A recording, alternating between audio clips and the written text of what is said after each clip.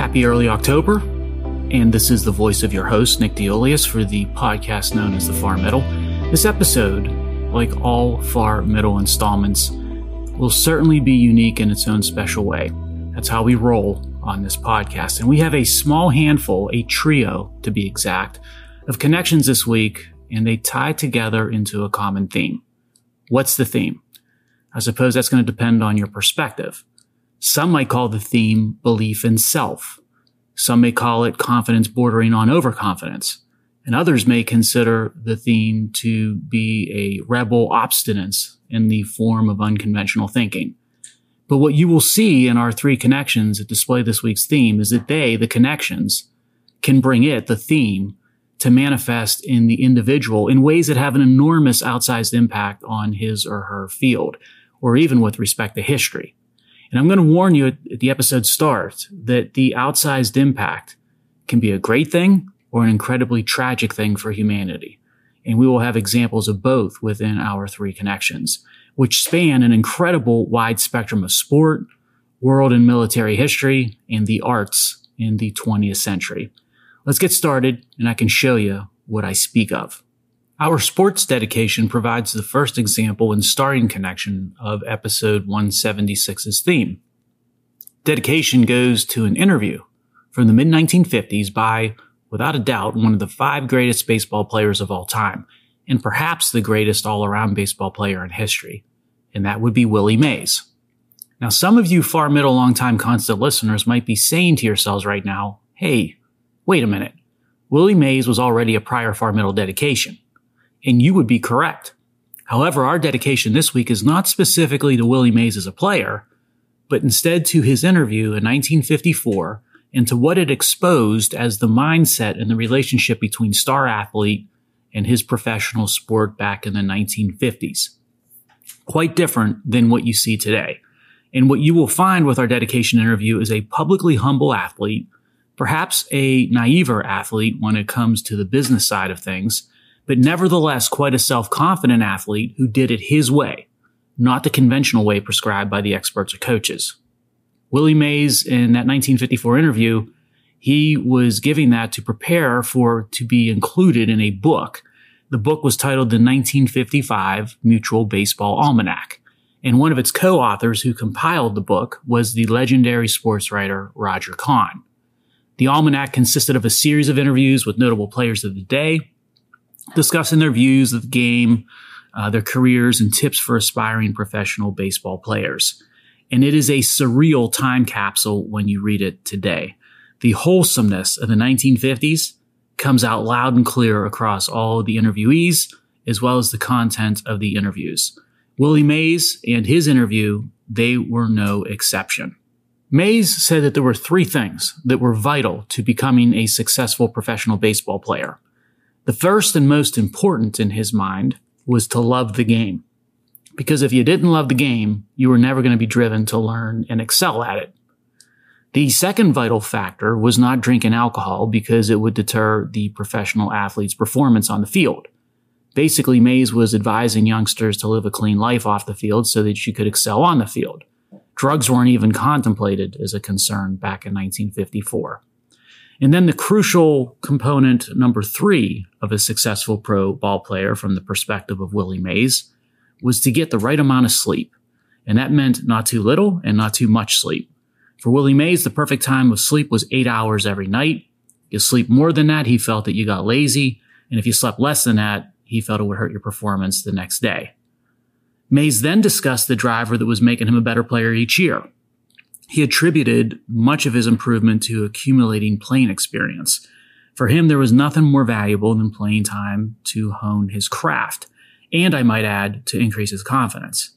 And he used the example of his trademark basket catch, that unconventional approach he developed to catch fly balls in the outfield, as a great example of how playing time yielded better performance. He started to develop and perfect his basket catch technique during spring training, where he would catch the fly ball at waist level instead of the conventional way of holding the glove at head level or above your head. And the experts and the conventional thinking, they told him that what he was doing was wrong, frankly, almost insane. But he saw it as a superior method because it helped position him better for a throw to the infield. and he kept practicing the basket catch technique. He perfected it, he became confident in it, and then he ended up ignoring the conventional criticism and bucking the trend. And that led him into another key insight during this interview. He was of the mindset that you can take all the instruction in the world from an expert as to how to do something, and it would not amount to much when it came to being able to actually do it. The only effective way to become good or exceptional at something, from Willie Mays' perspective, was to do it yourself over and over, learn by doing, and basically making mistakes. The mistakes get corrected, the technique gets refined, and before you know it, you're better at the technique than you would have imagined at the start of your journey. I mentioned that Willie Mays could also be self-confident in things to the point of being naive. And that might have been the case when it came to his relationship with the owner of the New York Giants at the time, Horace Stoneham. He considered the owner of the club a friend and someone who had his best interest in mind and someone to be trusted at face value. People at the time would advise Mays to try to hold out for $50,000 in salary for a season. Now imagine that, the best player in the game shooting for $50,000 in annual salary. But Mays refused to hold out because he trusted Stoneham and considered him his friend. But he did acknowledge in the interview that baseball in the end was a business. In his view, if he declined to hold out coming off of a good year, then the partnership, so to speak, between him, the player, and them as management will build some political capital and goodwill so that if Mays were to have a poor season down the road, Giants management would return the favor and not try to reduce his salary. Now, he never had to test that premise because there was no such thing as a poor season when it came to Willie Mays with the Giants. Despite being humble, Willie Mays was a proud individualist. His idol when he was a young player was Joe DiMaggio, but he didn't try to play like Joe DiMaggio. Mays believed strongly that you needed to develop your own style of play, as evidenced by his development of the basket catch technique. Check this out toward the end of the interview from Mays, which sort of sums up his approach nicely. Quote, "But it all comes back to what I said in the beginning. You got to love the game. Nobody can teach you nothing, not me or nobody, and nobody can write a book that will teach you. You got to learn for yourself, and you got to do it your own way, and you got to become much improved. If you love the game enough, you can do it." End quote. Willie Mays and his mindset in 1954, confident, self-assured, learning by doing, and at times perhaps being a bit naive.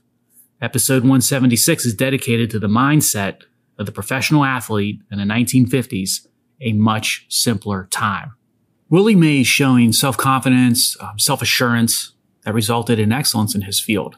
Let's make a connection to another example of self-confidence and self-assurance, but in this instance, leading to epic, and I mean epic human suffering and historical tragedy. We're going to discuss a root cause as to how Adolf Hitler became the self-assured monster that ended up haunting history till this day. It's a story most don't realize, even many World War II history buffs. I think you're going to find it fascinating. Historians always critique Hitler's arrogant belief that he knew better than his generals when it came to military strategy and tactics. His views that ran counter to the consensus of his generals, and they proved to be right before the start of and early during World War II. So he astutely played the United Kingdom and France, knowing that they would want to appease him, and he used that to consolidate Germany's footprint on continental Europe. He cut a deal with Stalin to divide Poland up upon the dual invasion from east and west. He took on France and vanquished it using the tactics of Blitzkrieg, and then the stunning and early successes of Barbarossa with the invasion of Russia. And early on, every time Hitler's generals advised for one path, it seemed his approach was simply to ignore them and pursue an altogether different path to stunning levels of success. We know that all changed as the war unfolded, much to the detriment of Hitler and Germany, and much to the benefit of the free world and allies, but after a lot of devastation. But there's a backstory that explains why Hitler was so confident and self-assured when it came to deciding military strategy and tactics. And that backstory helps explain why he didn't hesitate to chart his own course and ignore the advice of what was perhaps the best trained military leadership in the world, to the point where he was tragically naive in his assessment of his own ability. It traces back to Hitler's experience during the First World War. Hitler referenced his First World War experience as, and this is using his words, the greatest of all experiences. And it also showed how his individual interest was subordinated to the common interest. The makings of the Führer in World War II can be found in the trenches of the Western Front during World War I. Although Hitler was Austrian, he volunteered for a Bavarian German regiment. He petitioned the Bavarian king for permission 3 days after the outbreak of the war, and he was granted his wish. The regiment he was assigned to was filled by recruits that were untrained, just as Hitler was himself. And he found a high level of camaraderie with his fellow soldiers, and they went through a horrible experience in the fall of 1914 that became known as Germany's Massacre of the Innocents. It was when Germany rushed replacement reserves that were still in training to the front lines, one of which was Hitler's. This was around the town of Ypres in Belgium, and Hitler and his comrades were facing veterans of the British Expeditionary Force. When the German conscripts with no frontline experience attacked the British trenches, they were massacred. Hitler's regiment consisted of 3,600 men. Less than a week after the attack, only 611 survived unwounded. Hitler's regiment, over the course of the war, lost over 100% of its paper strength, which, by the way, wasn't uncommon for either side during the First World War on the Western Front. Hitler's company of 250 men had been reduced to 42, and he was promoted to Lance Corporal and was recommended for the Iron Cross second class. This was Hitler's introduction to total war. The fact that Hitler survived this meat grinder, it's amazing in and of itself. Alternative history scenarios would endlessly toy with the concept of what if he didn't survive the First World War trenches. How might history have been different? Even more amazing is that Hitler survived despite having an incredibly dangerous job in the army. All his fellow soldiers testified to his bravery and personal courage. He was held in high esteem by those who served alongside him in the First World War. The general who commanded his regiment wrote of Hitler's, using his terms, exceptional pluck and the reckless courage with which he tackled dangerous situations and hazards of battle. Hitler earned a tremendous level of respect as a soldier in those trenches. His duty was that of a messenger. And in World War I, on the Western Front, that was not a job that you would want if survival was your objective. The messenger or runner was an uncommon risk. He was under constant fire because he would be running between battalion headquarters and the front line, always in a line of fire or exposed to artillery. And since communications would be dispatched around the clock, there was no downtime for the messenger or the runner. Hitler himself summed it up quite well when during one battle he remembered, quote, "During the first day of the attack, 3 of us 8 runners were killed and 1 badly wounded." Yeah, that type of an experience was repeated over and over for a young Hitler. Constantly exposing himself to heavy fire to deliver messages ultimately earned him an Iron Cross first class. He earned that by volunteering to run with a message calling off German artillery fire that was falling on his own trenches and killing his fellow soldiers. The citation that went along with the Iron Cross commented that, quote, "Hitler has shown cold-blooded courage and exemplary boldness. He has always volunteered to carry messages in the most difficult situations and at the risk of his life," end quote. Hitler was wounded multiple times during the Great War. His most serious injury was a bullet or shrapnel wound to his thigh that required 5 months of recovery. But back to the front lines he went. In October of 1918, he was injured during a British gas attack. He was blinded but still managed to carry a dispatch back to battalion headquarters from the front line. Hitler was a student of his craft. He was always looking to improve. Most runners, they just trusted fate and left their destiny to luck. Hitler studied trench maps intensely, which were constantly being updated. He was always trying to work out the safest route to achieve the objective, which was very similar, interestingly, to how Willie Mays approached fielding techniques and how he studied pitchers to get better. Now, when you fast forward to World War II and Hitler's testy relationship with his generals, you can begin to understand why he felt that he knew more about the war than his generals did.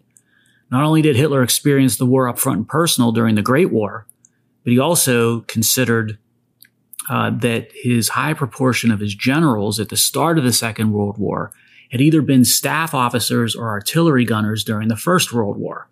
In other words, in his view, they were in the rear while Hitler was at the front. They were the elite removed from direct exposure, while Hitler was with the commoners in the trenches.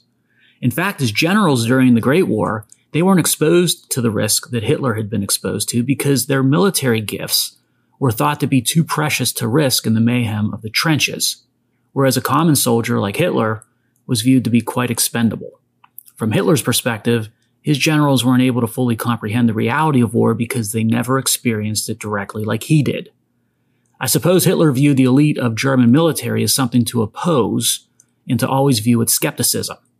The generals he started with were replaced with others as World War II unfolded, and those new generals were often more in line and consistent with Hitler's views of those who knew war firsthand. Rommel, the Desert Fox, is a prime example of such a general, having commanded troops in active combat and on the front line during the First World War. Indeed, much can be gleaned from Hitler's First World War experience that explains quite a bit when it comes to his Second World War decision-making, particularly the confidence he placed in his own judgment and the distrust that he placed upon his military leadership. It's a reality that's missed by, as I said, many historians who focus on the Second World War, and perhaps in part because it requires acknowledging Hitler's bravery during the First World War, and it's naturally uncomfortable to be speaking of the bravery of an individual who ended up being one of the greatest monsters in human history.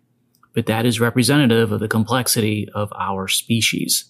And it was shocking to me when I was preparing this episode to see some of those similarities on approach between two people I would never link together, Willie Mays and Adolf Hitler, for goodness sake. How in the world could a vibrant, universally loved, all-time baseball great have anything in common with an individual whose evil resulted in the deaths of millions upon millions of innocents? It seems illogical, but then go back to Willie Mays in his interview on his approach to becoming a great ball player. He didn't listen to the traditional thinking or the expert coach. He experienced and watched things firsthand. He experimented on his own with refinement and improvement, and then he developed his own thinking, approach, and technique toward the game, which led to great, incredible things. Hitler, meanwhile, he also was unafraid to challenge the conventional wisdom of the military elite. He felt he knew war better than they did because he experienced it firsthand in the frontline trenches. He developed his own thinking and tactics toward war, which led to horrible, incredible things. Sometimes the greatest among us and the worst of the human species, they share some things in common. In understanding the nature of that overlap, I think it can help us fortify the greatest and avoid the worst. Now, I said there were three connections that tie into this week's theme of confidence, self-assuredness, obstinance, and bucking the conventional wisdom. The third and final one is found in the field of music, country in particular. And I can be even more specific than country because this man was a founding father of the outlaw country music genre. His name sort of fits the genre, Billy Joe Shaver. Wait till you hear his story. Shaver was born in Texas, raised by his mom. His mom worked at a local nightclub where he was first exposed to country music. Shaver left school after the 8th grade to help his uncles pick cotton. He joined the Navy when he turned 17, and upon discharge, he worked a series of dead-end jobs, including trying to be a rodeo clown. He met and married his wife, Brenda. They divorced and remarried several times, so that looked to be an up-and-down relationship. And Shaver took a job at a lumber mill to make ends meet. One day, his hand becomes caught in the machinery, and he loses the better part of 2 fingers, and he contracted a serious infection. He recovered, but he taught himself to play guitar without the missing fingers. Now, I was impressed with Black Sabbath's founding guitarist Tony Iommi playing guitar with part of just 1 finger missing. I saw a photo of Billy Joe's damaged hand, and he is missing most, if not all, of 2 fingers, his index and middle finger. It's unbelievable he could play guitar like he did. Shaver set out to hitchhike to Los Angeles. He couldn't find a ride west, so what's he do? He jumps to the other side of the highway, and he ends up heading east when he caught a ride, and he accompanied a man who dropped him off just outside of Memphis. His next ride brought him to Nashville, and there he found a job as a songwriter. His songwriting came to the attention of another founding father of country, Waylon Jennings, who filled most of his album, Honky Tonk Heroes, with Shaver songs. Those two met, you'll love this one, in a travel trailer at Willie Nelson's 4th of July picnic. I wonder what they might have been smoking at that picnic. One can only imagine. Other artists, Elvis, Chris Christopherson, they began to record Shaver's music. And this led to him getting his own record deal, although he's never able to gain widespread recognition as a singer. But he never stopped recording his own music. And on his records, you're going to find him being accompanied by other major rock and country musicians. You got Willie Nelson on some of his records, Dickie Betts of the Allman Brothers, Charlie Daniels, just to name a few. In the late 1990s and 1999, Shaver performed at the Grand Ole Opry. That was sort of a career summit. Now, Bob Dylan, the legendary Bob Dylan, he mentions Shaver in his song, I Feel a Change Coming On. The lyrics from Dylan in that song, I'm listening to Billy Joe Shaver, and I'm reading James Joyce.